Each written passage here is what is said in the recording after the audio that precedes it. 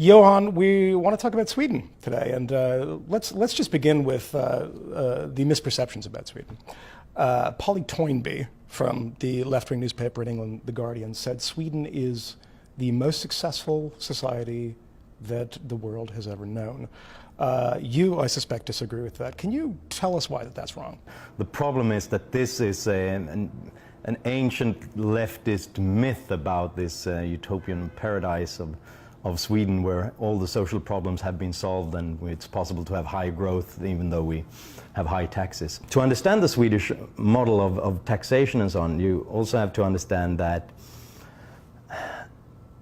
it's really not a way of taking from the rich and giving to the poor, which is the perspective or the hope of many American and European intellectuals when they look at the tax levels in Sweden. Because if you try to tax people with high incomes, big businesses, capital gains businesses and so on, then you destroy the economy. And the Social Democrats, they understand that. So what they do instead is that they have fairly okay tax levels if you're really wealthy, if you're really rich. What we do instead is that we tax consumption. We have a 25% VAT, consumption tax in Sweden, which means that the poor pay the highest proportion of that. What they always fail to realize is that we created wealth when Sweden was a free trade, free market society.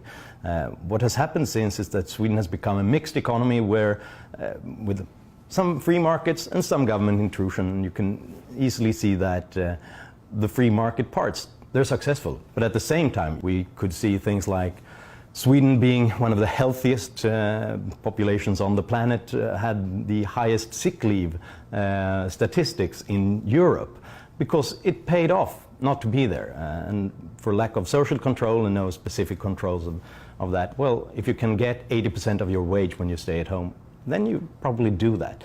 And voters rejected that, because after a while, I mean, there's a tipping point somewhere. After a while, you begin to see that, look, everybody else is sort of using these benefits and not contributing to society. If that continues, I'm a loser if I work. So this has to stop somewhere, and that's why the Social Democrats were thrown out of office.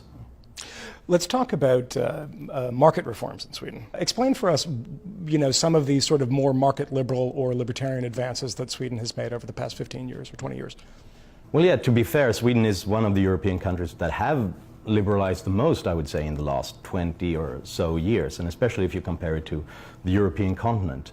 One of the reasons was that we had a very problematic, destructive economic crisis in the early 1990s, because the old policies really failed and education didn't pay off, businesses weren't doing quite well. So we had a center-right government. They began to really liberalize product markets. At that time, the Social Democrats said that deregulating telecom, which almost no country had done before, was a weird libertarian neoliberal experiment that would destroy the telephone business in Sweden. And of course, it paved the way for Ericsson and Tele2, the Swedish success when it comes to cell phones and so on. When we looked at the turn of the century at the 50 largest Swedish companies, not one had been created after 1970. I mean, these are the old companies that were produced during Sweden's laissez-faire period, when Sweden was the most open to businesses, and then they've been kept in place.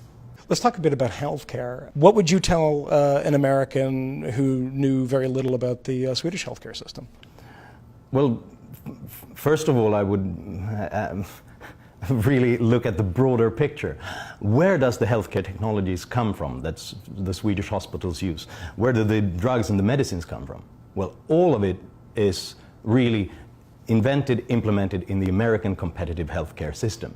So in effect, what we're doing is that we're free riding on the entrepreneurship that goes on the competition that goes on in the American healthcare system. So whatever you do, and whatever the consequences for Americans, I'm not the one to really have a strong opinion on that. Please, please, please don't introduce any sort of single payer or government-mandated healthcare system here, because in that case it would be disastrous for all the rest of us who parasite upon the invention that goes on here. You have to somehow ration healthcare.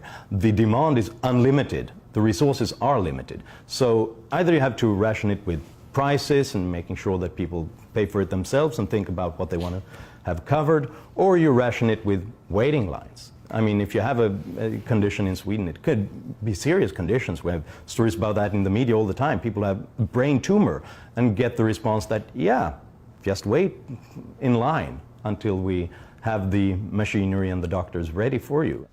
Thanks for joining us, Johan. For Reason TV, I'm Michael Moynihan.